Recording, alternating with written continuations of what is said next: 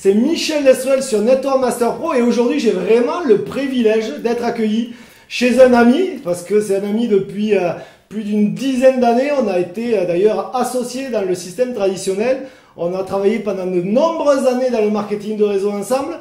Et c'est vraiment un privilège pour moi aujourd'hui d'être accueilli par le leader français, Monsieur Kevin Joigny. Alors vraiment, ça me fait plaisir que tu m'accueilles chez toi aujourd'hui. C'est tout naturel, je te remercie déjà d'être venu. Ben écoute, toujours plaisir. Je voulais vraiment te voir parce que je sais que tu peux apporter beaucoup aux auditeurs de Network Master Pro. Ouais. Donc voilà, c'est pour ça que je t'ai proposé cette interview et ben, tu l'as gentiment accepté. Donc merci à toi. Ben, c'est toujours avec plaisir. Le but c'est de pouvoir partager notre expérience et si encore on peut aider un ami pour le faire, c'est encore plus extraordinaire. Ben écoute, merci à toi. Donc moi, avant de...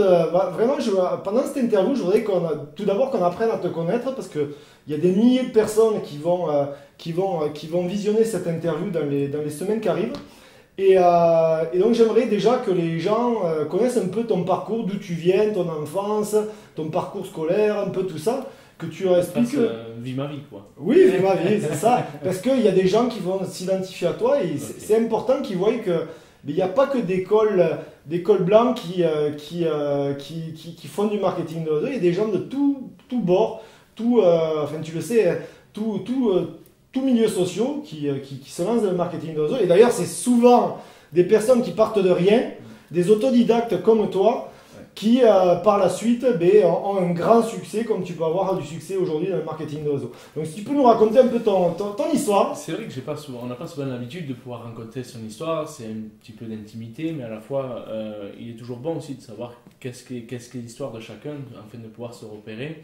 Ben, écoute, avec plaisir, je vais le faire Michel, je vais le faire auprès de tes auditeurs, auprès des personnes qui rencontrent aujourd'hui Network Master Pro et aussi le marketing de réseau, parce que je pense que ça doit être un des sujets principaux. Et ben, écoutez, donc vous l'avez compris, donc je m'appelle Kevin et pour vous parler de mon parcours, ça va être un parcours assez simple. C'est toujours avec émotion qu'on partage des parcours parce que il y a toujours un départ et il y a une continuité, toujours une continuité. Moi, tu sais, je sors d'un milieu, je suis arrivé dans un milieu très modeste. Vous savez que j'ai un père agriculteur, petit agriculteur de campagne, et maman est ménagère, et avec des valeurs assez particulières. Vous savez que l'argent égale travail dur. Ça, c'était du côté de mon père.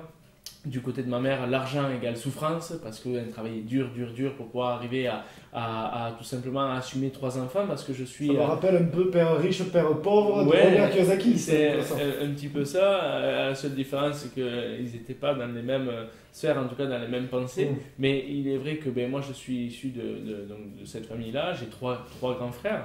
Enfin, 2 grands frères, pardon, nous sommes 3. Et un petit frère. Et ces 2 grands frères, on est toujours en train de regarder l'exemple, de vouloir prendre l'exemple sur ces grands frères de qu'est-ce qu'ils font. Alors j'ai un frère qui est ingénieur dans l'aéronautique et j'ai l'autre frère qui est dans les travaux publics. Et ils ont chacun leur caractère. On est très très différents chacun. Et quand on grandit, on grandit en essayant de se créer son propre caractère, sa propre vision. Et moi, j'ai eu quelque chose qui a été totalement incroyable, c'est que et ça a été la passion de mon père, qui a été le rugby, le milieu rugbyistique. Et finalement, je me suis vraiment... Ton père était rugbyman ? Était rugbyman, effectivement. Et mon père n'a pas ma carrure, plutôt mec. Je le connais. En effet, il a vraiment la stature d'une 3e ligne. C'est ça. Et d'ailleurs, c'était son poste. Et c'est vrai que quand on veut toujours apporter l'exemple. Et puis, je me suis pris de passion par le rugby.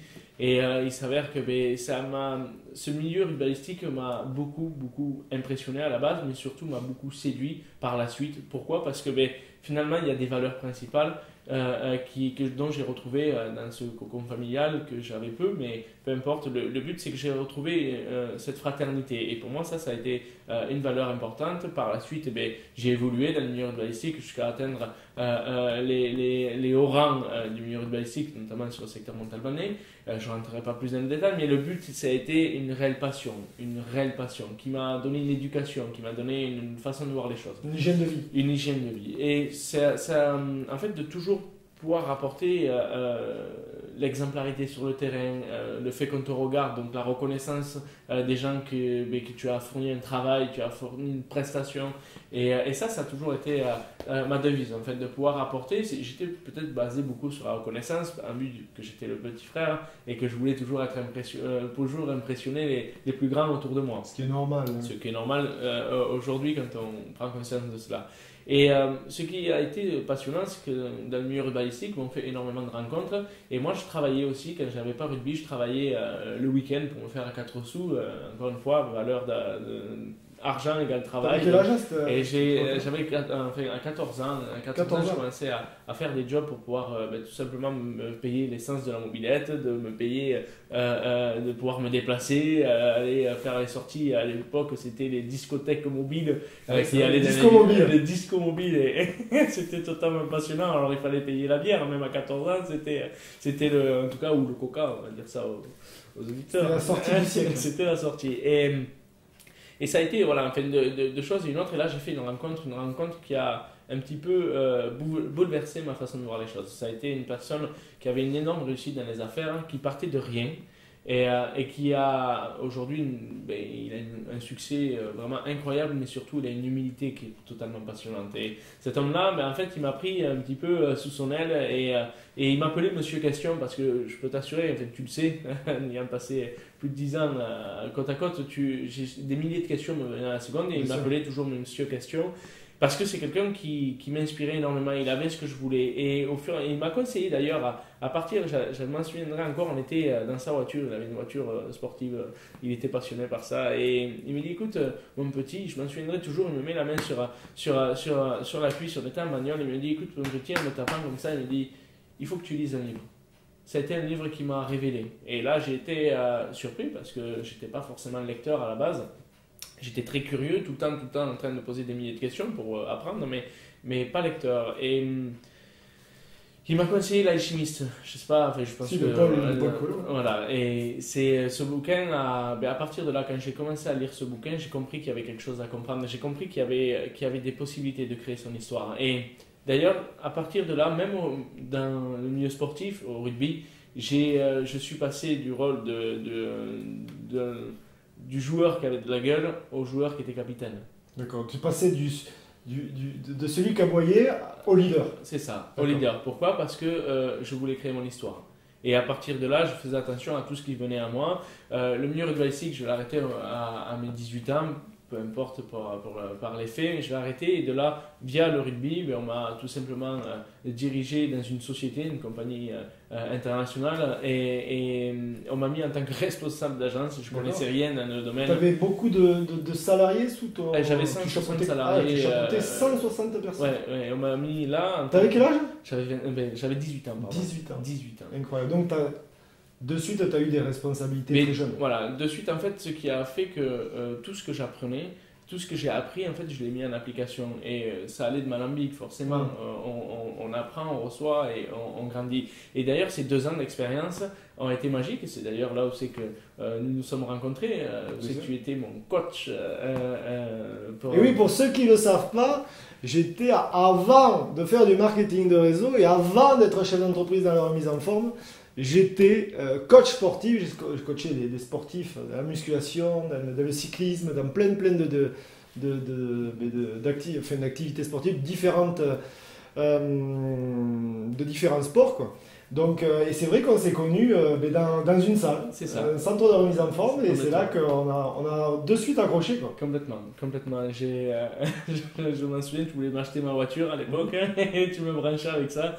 Mais enfin bon, et il est vrai que là, j'avais vraiment pris conscience par rapport à ce métier et que la responsabilité, la communication était devenue importante.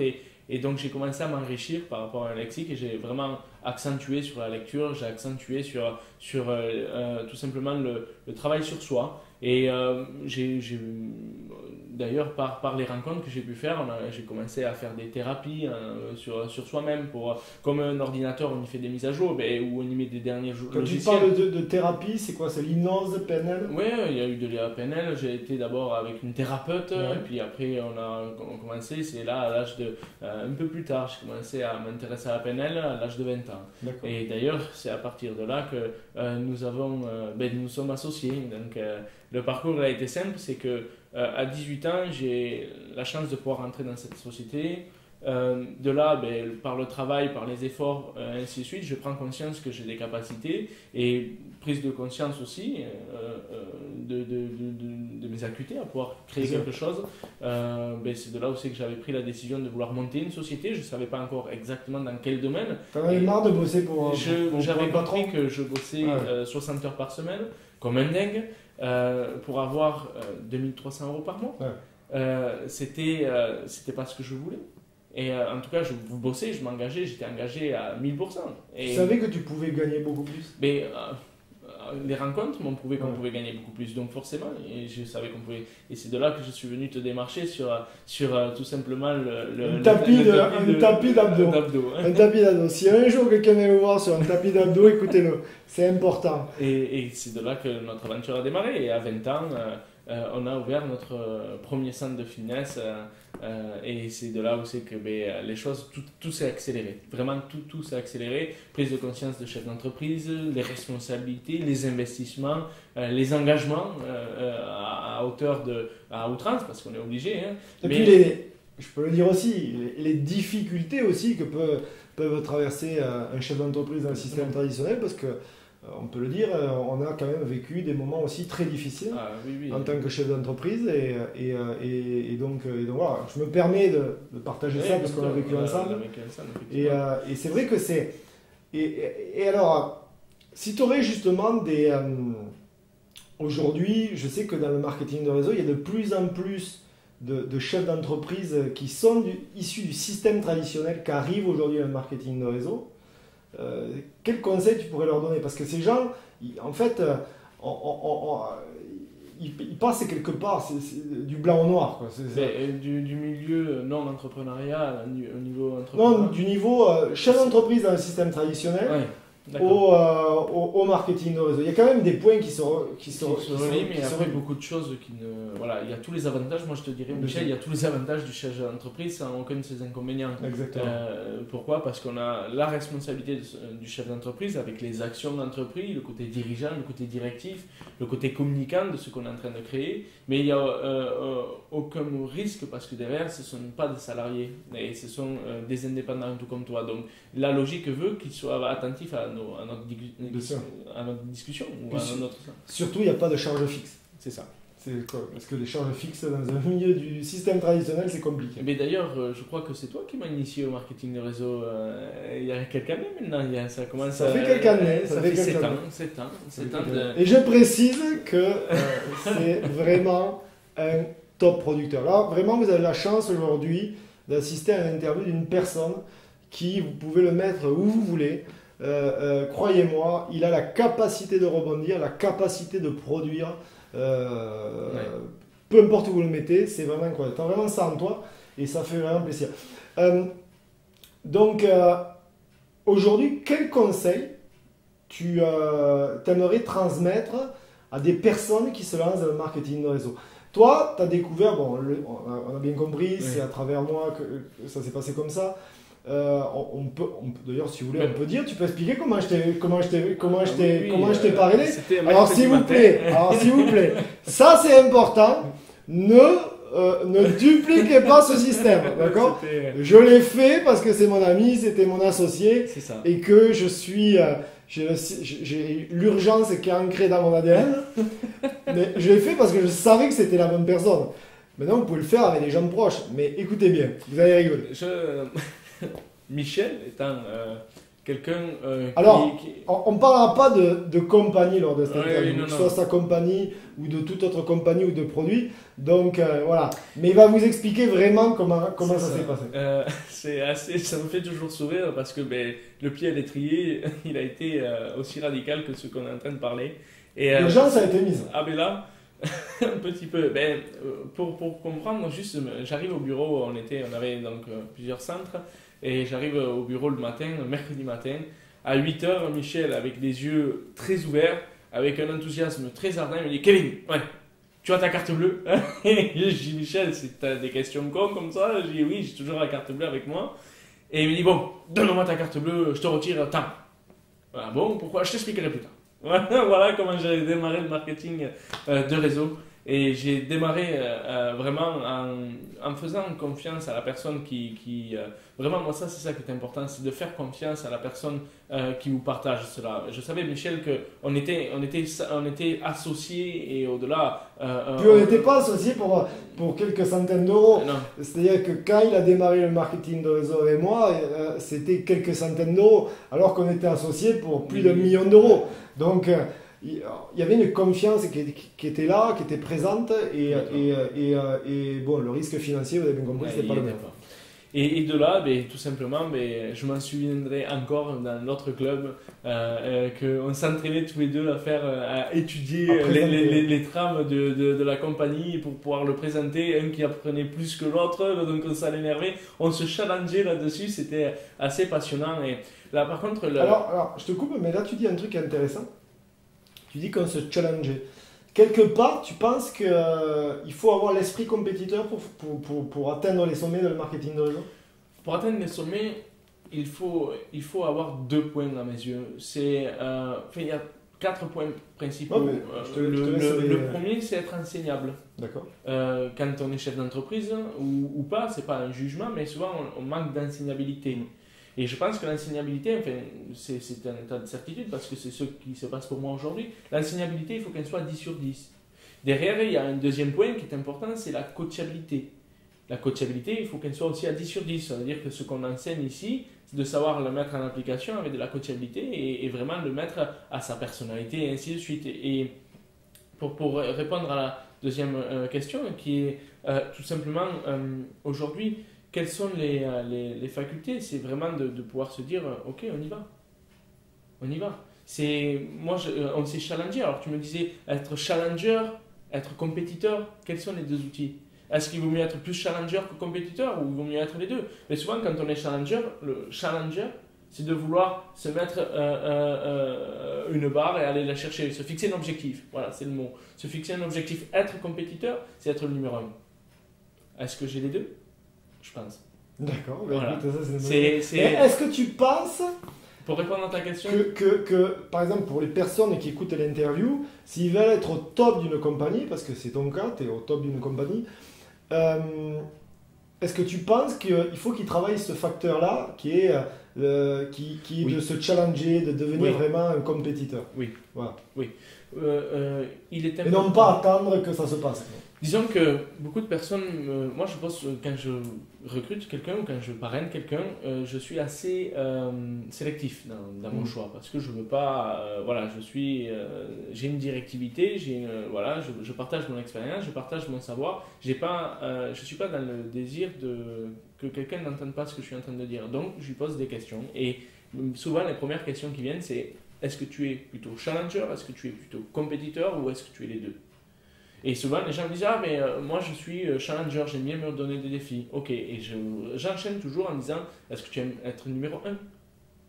Et on me dit oui, on me dit non. Ça, c'est un réglage. Ça, celui-ci, être compétiteur, c'est un réglage, c'est une option. C'est l'option plus, plus, plus. Par contre, être challenger, c'est indispensable dans notre industrie. Si tu n'es pas challenger, si tu n'es pas prêt à relever les défis, il ne faut pas faire. Donc, est-ce que ça s'enseigne? Oui. Ça s'enseigne. S'il y a des stimuli par rapport à ça. Est-ce que tu aurais un conseil d'ailleurs à donner sur ce sujet-là? Pour apprendre à se challenger, ouais. C'est qu'est-ce que vous désirez? D'accord. Qu'est-ce que vous désirez vraiment? Quel est ce désir ardent qui est en vous? Quelle est cette passion qui va faire que vous puissiez mettre la barre plus haut systématiquement, que vous donnez l'objectif d'avoir ces résultats? Je vous garantis une chose, c'est que quand on démarre le marketing de réseau, je m'en souviens pour notre démarrage, j'ai pris 17 noms d'affilée.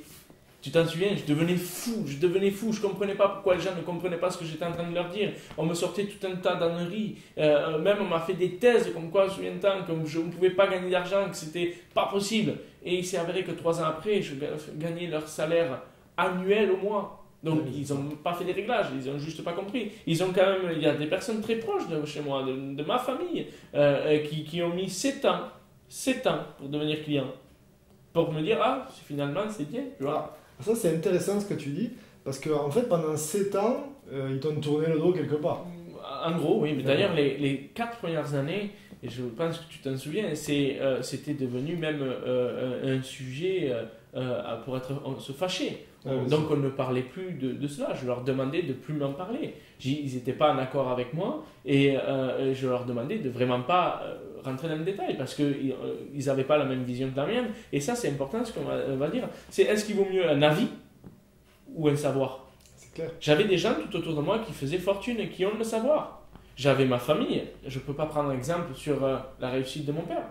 Je ne peux pas prendre l'exemple sur la réussite de ma mère, même si je les aime beaucoup et que je les respecte 1000 fois. Mais je ne peux pas prendre l'exemple. Donc forcément, il s'est passé que on change les choses. On change les choses. D'accord. Donc, donc c'est vraiment un état d'esprit.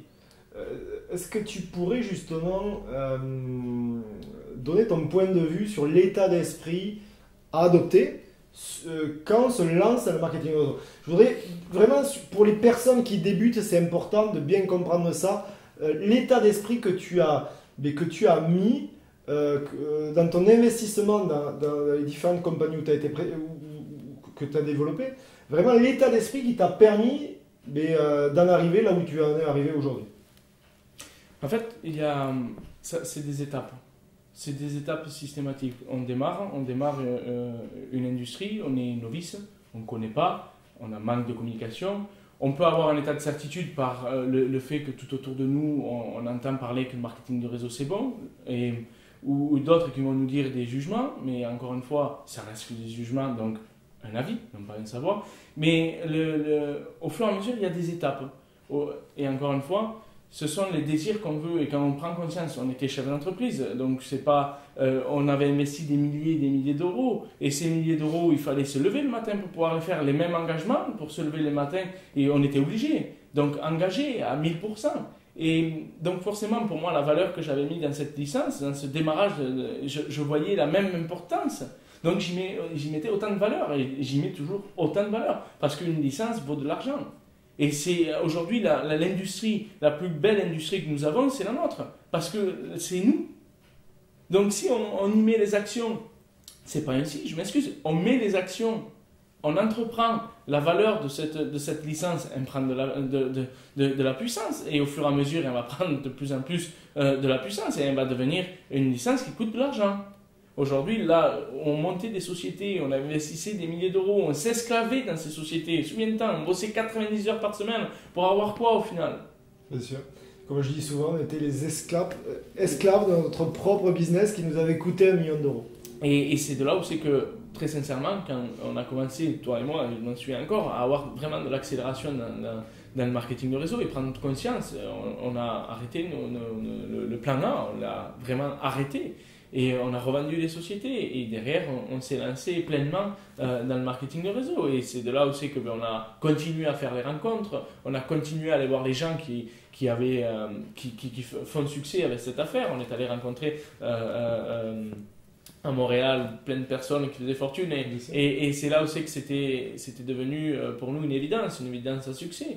C'est ça. Donc le meilleur conseil c'est franchissez-vous de qu'est-ce que vous désirez et tout est totalement réalisable avec le marketing de réseau. Ce n'est pas que des faits, ce sont des actions que vous allez entreprendre. Les faits viendront par la suite. Je peux vous assurer une chose, c'est que vous m'auriez connu il y a 10 ans en arrière. J'étais plus jeune, ça c'est sûr, mais dans mon esprit, j'étais déjà prédisposé à vouloir créer quelque chose, à vouloir agrandir, vouloir évoluer. Et ça, c'est hyper important. Et dans votre esprit aujourd'hui, c'est est-ce que vous vous contentez de ce que vous voulez, ce que vous avez, ou est-ce que tout simplement vous êtes déjà dans cet acquis de ce que vous avez et vous voulez passer la barre plus haut. Passer la barre plus haut, c'est 2 mm de différence qui feront toute la différence. Je peux vous assurer que c'est que ça. Donc battez-vous parce que le prix de votre engagement en vaudra largement la réussite derrière. Peu importe. Merci beaucoup pour ce conseil.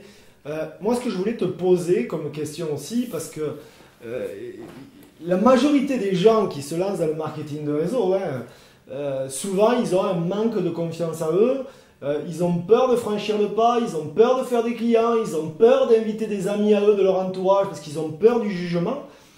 Qu'est-ce que tu aimerais donner comme conseil pour ces gens, pour ces personnes, et ils sont nombreux, tu le sais, qui ont un manque de confiance en eux? Quel conseil tu aimerais leur transmettre? Ça, c'est une belle question, Michel. aujourd'hui, on fait tous les jours des démarrages dans l'industrie, il y a toujours des nouveaux, et c'est qu'est-ce qu'il faut prendre, qu'est-ce qu'il faut faire. Et bien moi, je suis reparti à zéro, tu le sais tout comme moi, il y a maintenant 15 mois en arrière. Et en fait, quand on est très haut, souvent on se pose des questions, mais on n'a plus cette accessibilité au démarrage. Et bien l'avantage, c'est que en fait, l'accessibilité au démarrage est toujours excellente, qui donne un apprentissage dingue. Donc les clients, on doit avoir une simplicité. En fait, je suis reparti à zéro, aujourd'hui j'ai recréé quelque chose de très intéressant et qui est en train de grandir au jour le jour, mais le point important c'est que quand j'ai démarré, il a fallu que je fasse mes clients. Les gens les plus proches de moi ont été mes premiers clients. Ça a été différent, je t'ai dit tout à l'heure, ça a mis 7 ans que les gens deviennent clients, mais ils sont devenus clients parce que ma communication avait changé. Parce que finalement, je leur ai dit, écoute, là, j'ai un produit qui est totalement incroyable et j'ai vraiment envie de te le partager. Oui, mais il n'y a pas de oui, mais. Si je suis là devant toi, dis-toi une chose, c'est que tout est là. Donc, je te demande de l'essayer, je te demande de le tester. Et une fois que tu le testes, tu me dis ce que tu en penses. Donc, il ne faut pas hésiter à sortir mais il de ne faut sa zone de surtout confort. pas hésiter. Il y a un point qui est essentiel, c'est il ne faut surtout pas hésiter. Parce que vous allez, les gens souvent les plus proches de nous, je vous ai dit tout à l'heure, moi j'ai pris 17 noms quand j'ai démarré, ça c'est important. Là j'ai fait mes clients en 1 heure de temps. En 1 heure de temps. Pourquoi? Parce que j'avais appris de ces 17 noms. Mais surtout, je me suis muni d'une expérience, d'une communication. Ça veut dire que j'avais peur du jugement des gens qui étaient les plus proches de moi. Là, aujourd'hui, je n'ai plus peur. Je suis arrivé avec des nouveaux produits. J'ai dit, voilà ce qui se passe. J'ai dit, ça, c'est quelque chose d'incroyable. Donc, je te demande de le tester. Tu me donnes ton avis. Et au-delà de ton avis, que tu deviennes mon client parce que tu fais partie des membres de ma famille et que dans la famille, on se soutient. On est d'accord avec ça? Et souvent, on me dit, Kevin, parce que les gens, oui, mais tu te sers de ta famille, ça c'est souvent des questions, les gens les plus proches de toi, pour faire tes clients. Mais heureusement que je me sers des gens les plus proches de moi, ils servent à quoi? Bien sûr, moi j'aime bien prendre cet exemple. Si tu as un restaurant et si tu ouvres un business, bien sûr. tes premiers clients, ce sont des gens de ta famille qui vont venir, ce sont tes amis qui vont venir. Donc, souvent les gens ils posent des questions parce qu'ils ont pas, ils veulent trouver, ils veulent mettre des objections là où il n'y a pas d'objection à mettre en fait. C'est ça. Et au niveau du parrainage, pour ces personnes qui ont peur justement d'inviter leurs amis à découvrir leur opportunité d'affaires, qu'est-ce que tu aimerais leur conseiller? Et ça, alors, pour les conseiller, souvent, et ça c'est par notre expérience, 70 à 80% des gens qui démarrent, les amis ne les suivent pas. Et souvent même, ce sont les freins. Pourquoi? Parce qu'ils y mettent un jugement, parce qu'ils vous ont connu en soirée, qu'ils vous ont connu autre que dans le professionnalisme, plutôt dans le côté privé, et donc ils ont du mal à... Dans le côté obscur de la force. Ils ont du mal à tout simplement à voir qu'il y a une opportunité derrière, parce que peu de gens, alors le mot opportunité peut faire peur, mais peu de gens sont opportunistes. Il faut les amener, il faut pousser l'étrier, vraiment pousser pour qu'ils s'élèvent et les aider à cela. Et quel serait le conseil pour répondre à cette question? C'est déjà d'être soi-même prêt à vouloir communiquer. En fait, encore une fois, on en a parlé tout à l'heure, enseignabilité, coachabilité, d'accord? Challenge, compétiteur. Ok? Dans son esprit, c'est partager, être un très bon communicant, partager la vision. Parce qu'on suit l'homme avant de suivre la compagnie, ça a toujours été, on suit toujours un homme avant de suivre une compagnie. Après, quand la compagnie est bonne et qu'on a fait ses armes avec cette compagnie, il faut s'élever auprès de cette compagnie. Voilà, ça c'est important. On rentre souvent par un esprit de confiance. Et après, on se crée sa personnalité, on crée son leadership, on crée beaucoup de choses. Et c'est de là où c'est que le fait de prendre ses responsabilités, de grandir. Donc, le seul conseil que je peux donner aux auditeurs aujourd'hui, c'est quand vous démarrez, ayez déjà votre trame de votre histoire. C'est pourquoi tu as démarré. Qu'est-ce qui a fait qu'aujourd'hui, tu vas pouvoir aller chercher les résultats? Qu'est-ce qui a fait qu'aujourd'hui, tu vas créer quelque chose qui va être incroyable? Et c'est cette vision-là, en fait, partagez votre vision auprès des gens que vous allez démarrer. Partagez votre vision. S'ils ne sont pas en accord avec cette vision, ne les démarrez pas. Ils ne vous auraient pas suivi quand même. Même s'ils démarrent, ils ne vous suivent pas. Donc, créez cette vision. Soyez ce leader. Et même si vous manquez de confiance en vous, vous manquez de persuasion, vous manquez de... Peu importe les mots qui vont sortir. Soyez toujours en accord avec vous-même. En fait, en vous disant... Qu'est-ce qui va faire qu'aujourd'hui, je vais pouvoir terminer la réussite? Qu'est-ce qui va faire que je vous choisisse à vous et pas quelqu'un d'autre? Et c'est ça le point important. C'est qu'est-ce qui fait que la personne va me choisir à moi et non quelqu'un d'autre? C'est parce qu'aujourd'hui, j'ai telle et telle façon de voir les choses et que ces telle et telle façon m'amèneront à mes résultats avec ou sans la personne à côté de moi. C'est juste ça. Ok Kevin, bah, écoute, merci beaucoup. Alors moi j'aurais une question sur ta vision sur le marketing de réseau, sur l'avenir du marketing de réseau en France ou dans la partie francophone. Voir vraiment que tu partages avec les auditeurs de Network Master Pro réellement. Qu'est-ce que tu penses du futur proche de cette industrie? Ok. Le marketing de réseau, pour répondre clairement, c'est l'avenir. Moi, j'en suis 1000 fois convaincu. Les gens des hautes sphères aujourd'hui parlent de l'industrie du marketing de réseau comme l'industrie du XXIe siècle. On est sur une ère au changement aujourd'hui. On est sur une ère au changement. Est-ce que le marketing de réseau va continuer à grandir? Aujourd'hui, le pays français est le 3e pays au monde en progression, avec plus de 500% de progression. Une croissance incroyable. Une croissance incroyable. Pourquoi? Parce que nous sommes en train de créer cette culture, ce changement, ce nouveau style de développement, ce nouveau style de communication, ce nouveau style de gagner de l'argent. Et vraiment, le point, est-ce que le marketing de réseau peut apporter de quelqu'un ordinaire à une vie extraordinaire? Je réponds oui. Est-ce qu'il y a des efforts à faire? Est-ce qu'il y a des possibilités? Est-ce qu'il y a du travail à faire? Oui, bien plus que n'importe quelle autre industrie. Par contre, le point avantageux, c'est que quand on fait 1 an de marketing de réseau, on gagne 7 ans dans le système traditionnel. Ça veut dire que 7 ans d'expérience. 7 ans d'expérience. Ça veut dire qu'aujourd'hui, l'expérience, ça vaut de l'argent. L'expérience, ça vaut tout l'argent du monde. Et ça vaut cet enrichissement personnel. Et je sais une chose, c'est que demain, ce qui va se passer dans l'industrie du marketing de réseau va être encore plus grand que ce qu'il y a jusqu'à aujourd'hui. Les chiffres sont hallucinants, mais de nouvelles compagnies émergentes sont là de plus en plus. Il y aura des bonnes compagnies, des mauvaises compagnies. Comme partout. Et maintenant, le point important, c'est que c'est l'avenir. Qu'on le veuille ou non, nos enfants feront du marketing de réseau, nos petits-enfants feront du marketing de réseau. Ça devient une institution. Donc quelque part, tu as envie de dire aux auditeurs, vous êtes au bon endroit, au bon moment, dans la bonne industrie. C'est ça. C'est une histoire de timing. En fait, que vous ayez fait des études ou non, que vous soyez cultivé ou non, que vous soyez leader ou non, vous pouvez créer votre personnalité auprès de cette industrie. Créez-vous un outil qui est votre personnage. Cet personnage, mettez-y les éléments nécessaires qui vous manquent. Créez les éléments nécessaires en train de créer ce personnage. Ce personnage va vous édifier, va vous faire grandir. De là, vous allez, dans ce personnage, retrouver votre personnalité et vous allez trouver réellement qui vous êtes. Réellement qui vous êtes. Et derrière, vous allez pouvoir créer quelque chose d'incroyable. Le marketing du réseau, je vous le dis, on a de très belles années devant nous, mais des très belles années devant nous. Je pense que on va vraiment là, les 3 prochaines décennies, on va connaître des choses grandissantes dans cette industrie. Des scores incroyables. La croissance d'ailleurs est la preuve qu'en Europe ça fonctionne. Complètement. Et pour ce que tu disais d'ailleurs, pour ceux qui pensent qu'en France le marketing de réseau ça ne fonctionne pas, Kevin l'a dit. La France s'est classée sur le podium des pays dans le monde entier qui ont eu le plus de croissance. Donc c'est vraiment le bon timing. Justement, tu parlais de grandir. Mais justement, est-ce que tu pourrais donner peut-être quelques conseils sur des livres à lire? Bon, tu as parlé de Paul Coelho tout à l'heure sur l'alchimiste, mais certainement qu'il y en a 2 ou 3 autres que tu pourrais citer. Complètement. 2 minutes pour convaincre. D'accord.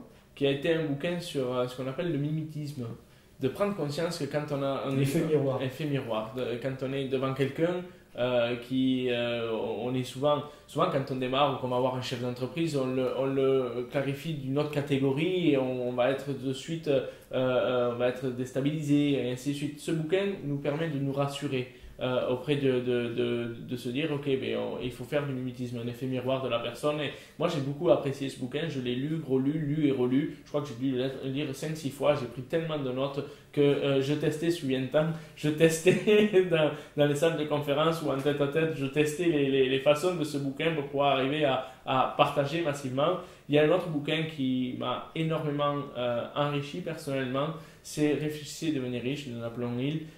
Ce bouquin d'ailleurs je l'avais transmis à ma thérapeute et pour pouvoir apprendre quelques points précis, quelques chapitres, je ne rentrerai pas dans les détails des chapitres, mais tu le sais, quelques chapitres pour les maîtriser à la virgule près, au centimètre près, parce que la connexion avec les gens qui nous entourent, l'art de la réussite et de savoir s'entourer, tous ces mots-là, toutes ces communications, ce savoir-là vient de ce bouquin. J'ai eu la chance de pouvoir vraiment, après, par la suite, développer ce bouquin avec le mastermind de tout simplement Napoléon Hill. Et là, ça a été hallucinant.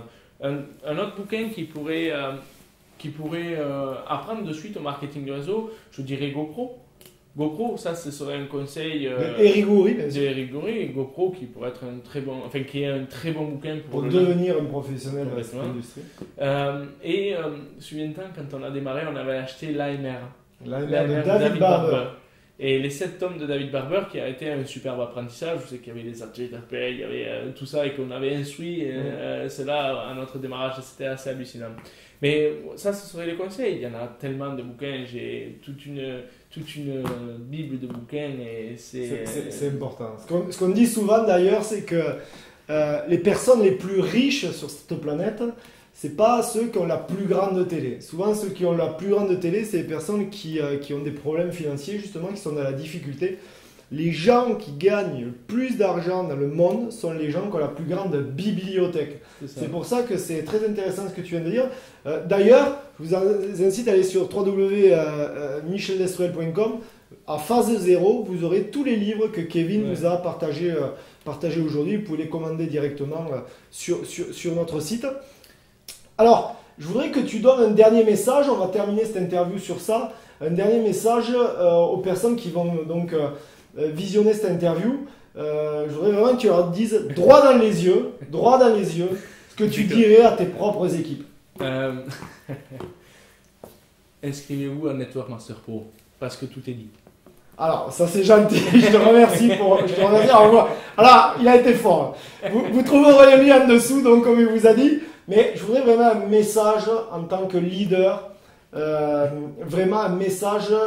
Qu'est-ce que tu dirais à tes équipes aujourd'hui pour qu'ils sortent de leur zone de confort, pour que cette année 2016 soit votre année?